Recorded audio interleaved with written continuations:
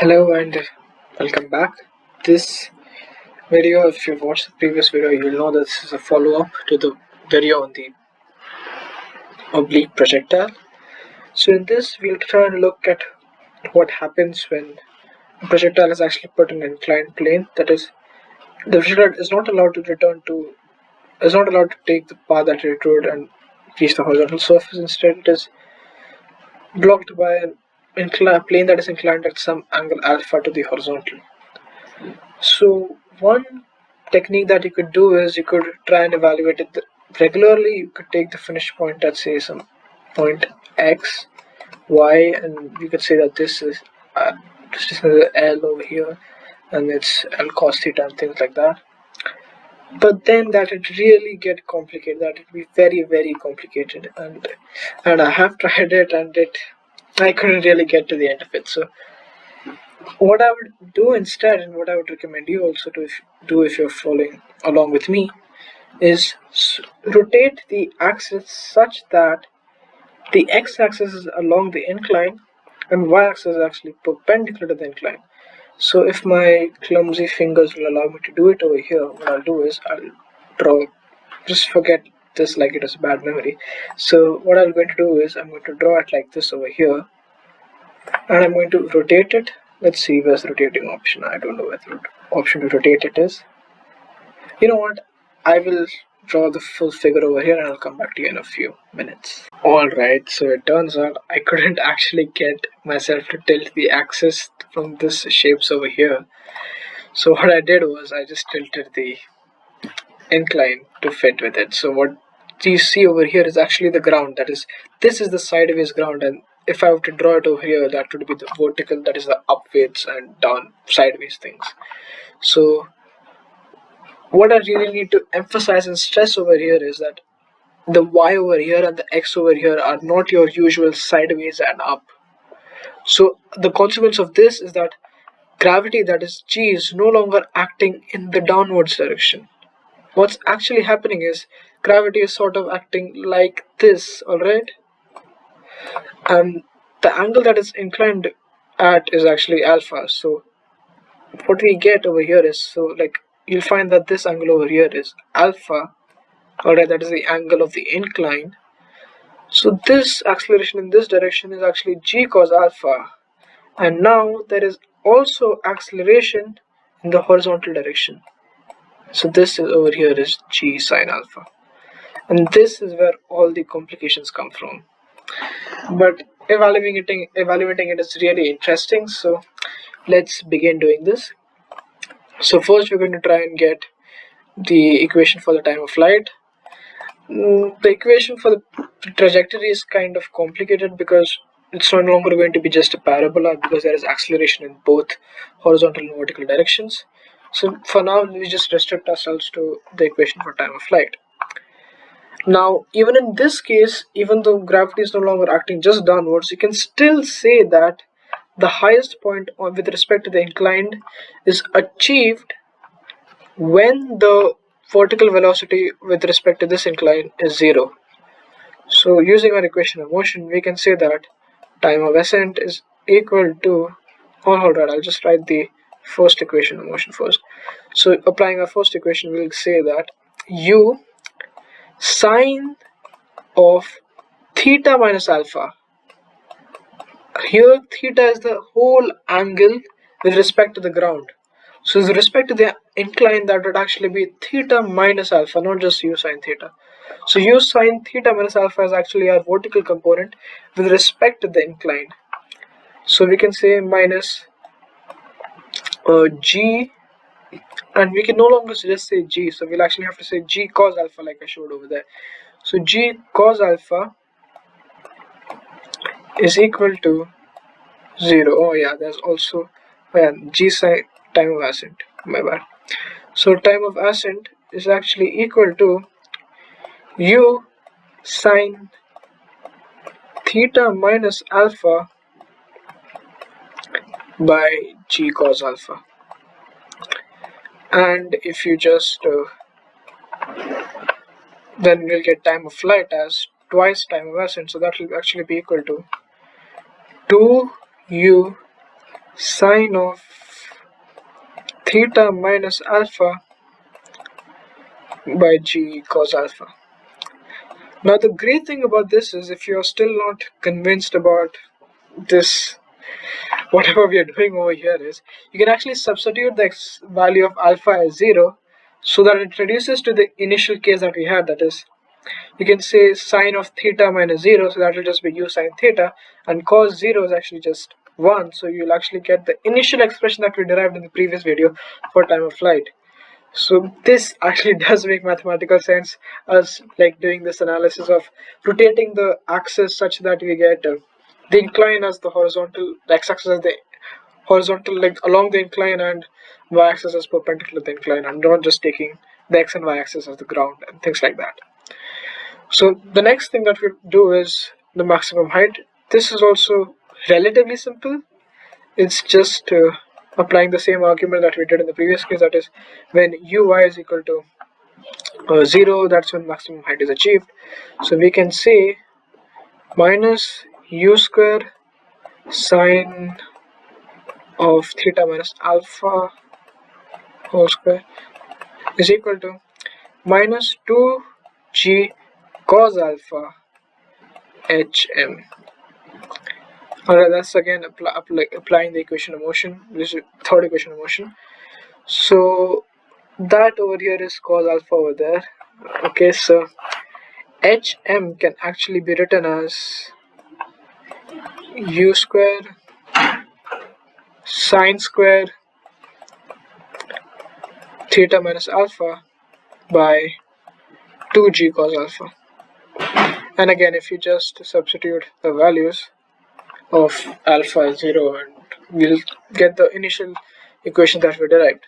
However, the real meat of this problem is actually in deriving the range, because like I said earlier,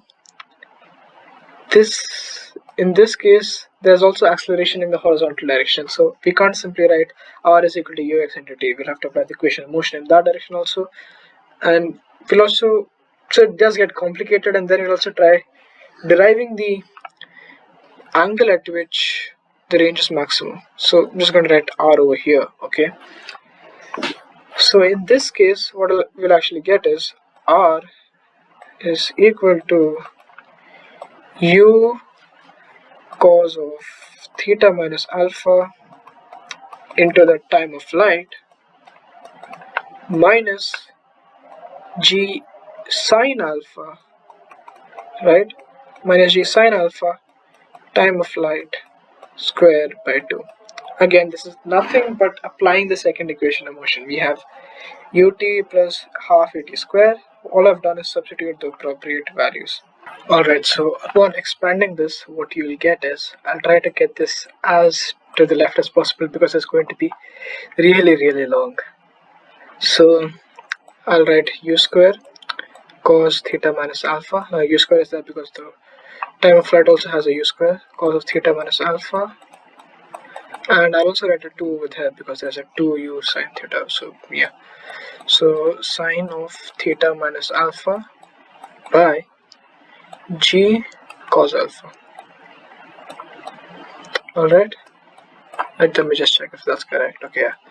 Then minus, there's going to be a g square in the denominator, so I won't write the g in the numerator. So what I'll write instead is sine alpha into, there's a 2 in the numerator, so that will become 4, so I can just write 2 over here and not write the 2 in the denominator. So 2 sine alpha into u square, my bad, u square sine into theta minus alpha by g cos square alpha. Alright, now next what I'm going to do is I'm going to take a few things common. Alright, oh hold on, yeah, it's actually square over here. Oh, that's not square. Oh, no. Sine square theta minus alpha. So what I'm going to do next is I'm going to take 2u square by g cos square alpha and also sine of theta minus alpha. Alright, why I'm doing this is because, first of all, it sort of simplifies the calculation and also leaves only trigonometrical terms within the brackets so that we can have a bit more elegant form to say, so to say. Alright, so what we have in the bracket is cos theta minus alpha, and also we have cos alpha, because remember in the denominators there was only cos alpha over here, so in order to take cos square alpha we'll have to multiply the numerator by cos alpha, and then minus we'll have sine alpha into sine of theta minus alpha. Alright, so now those of you again familiar with trigonometry can already see what this is. So let me just write this thing again over here. 2u square sine of theta minus alpha by g cos square alpha into, again this is basically cos A cos B minus sine A sine B, which is actually equal to cos of A plus B. So this will actually be cos of theta minus alpha plus alpha, which is nothing but, let's just have it again, 2u square sine theta minus alpha into cos theta by g cos square alpha. So this entire expression over here is the expression for the range along the incline of the projectile. But what you're also interested in finding out is where, at what angle theta does the range actually attain a maximum. That is, at what angle, if I throw the projectile with respect to the horizontal, will it go the furthest along the incline. So before doing this for range, let's actually go back and see what angle will height be maximum, just as a preliminary problem. So for that we'll actually have to differentiate height to get the critical points, and then we'll have to do the second derivative test to check whether that's maximum or minimum. So if I do h dash of m, I will take u square by 2g common. I mean, they are constant, not common, my bad. U square by 2g, and when I take the derivative of sine square of theta minus alpha, what I'll find is I'll have 2 sine of theta minus alpha into cos theta minus alpha, and I'll equate this to 0 in order to get the critical point. Now I can just take u square by 2g out of the equation, so to say, because we know that these are not 0. So we'll say that, and again this is actually again sine to theta, so I can say sine of 2 theta minus alpha is equal to 0. Alright, so this leads us to the conclusion that 2 of theta minus alpha has to be equal to n pi. Alright, so what we can further say is, where n is an integer and of course theta and alpha are in radians, so we can say theta is actually equal to n pi by 2 plus alpha. Now of course we're not solving for general solutions, we want to get something concrete. So theta actually has to be equal to, if we just put n is 1, pi by 2 plus alpha. We'll get the minimum if we put n as 0, because that means it doesn't travel vertically at all, it just travels horizontally. So of course by doing this we solve for both the minimum and the maximum, and by doing the second derivative test we can verify the fact that this is actually the maximum, and this, when you put n as 0, it will actually be the minimum, that is just alpha. But what does this actually mean? So if we actually see over here, alpha will be this angle over here and pi by 2 will be a 90 degree over here.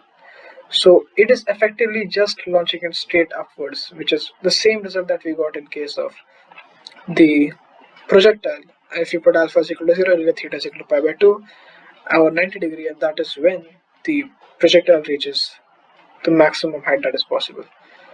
Now The same analysis can be done for also for the range, but over here what you'll see is that we have two expressions that are dependent on theta, so we'll have to do the product rule, and that again can get a bit messy. So what I'll do is I'll actually apply the transformation formula to get another expression for range. Alright, so for that I'll take u square by 2g. Alright, and inside what I'll write is, you can look up the transformation formulas if you want, but what I'll actually get is, hold on, it's not cos, my bad. You'll get sine of, you'll add the two angles first, sine of theta, so it will be 2 theta minus alpha, and then you'll subtract the subtraction of the two angles, so minus sine of alpha. And by doing this you get only one expression that's dependent on theta, that is the variable, and everything else is a constant. So this is yet another expression for range, and of course it's cos square alpha in the denominator. It's cos square alpha over there. So then what you can do further is differentiate this to get the critical point. So you'll have u square by 2g cos square alpha. Again, you can ignore this. Oh, I think I forgot to put the cos square alpha over here also. There will be cos square alpha here, obviously. So you'll have so this will be cos of 2 theta minus alpha into 2, and this will be equal to 0. So if these are all constants, so we don't care about these, we only care about this value over here. So we have to find out when cos 2 theta minus alpha is equal to 0, and the general solution for that being 0 is actually equal to 2n plus 1 pi by 2. N is again an integer, but of course we don't care about general solutions. Again, a principal solution, I'll put n as 0 in order to get just pi by 2. So we'll have 2 theta is equal to pi by 2 plus alpha, or theta is equal to pi by 4 plus alpha by 2. And this is the angle at which, if you launch the projectile, you'll get the maximum range possible. And again, you can verify the fact that when you put alpha as 0, you'll get theta as pi by 4, which is the angle at which you'll get the maximum horizontal range. And so that concludes our discussion of projectile motion on an inclined plane. I would admit that the maths on this got a bit complicated, but I mean it was unavoidable, I guess. I mean, both methods were of analyzing it, whether you analyze it like this or you analyze it like this, both involved a fair bit of maths, so I chose this one. And I hope you had fun, and I'll see you in the next video.